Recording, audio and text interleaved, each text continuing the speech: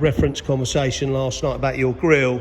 Right, we've managed to polish it up like as if it's better than brand new. You know, that is absolutely stunning.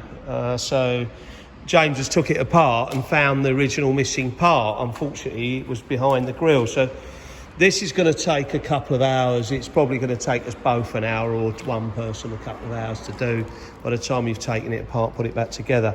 This is your stained one, and then these are all stained, as we saw. But what we're doing is we push this on and then put the compound on. That's why it's a little bit splattered on the carpet. And then you basically you run that up and down like that, but it takes a while, and that polishes it up like that. So your chrome grill will look spanking new. But I'm going to say it's going to take a couple of hours later to do it in total.